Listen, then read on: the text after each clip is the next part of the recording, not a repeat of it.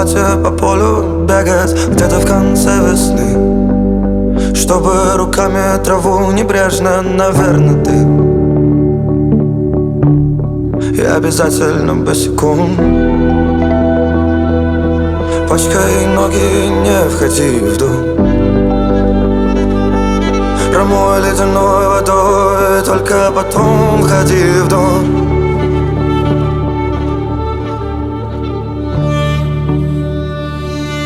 Мы топили снег, сначала в кулаках, потом в печи. Были счастливы не так.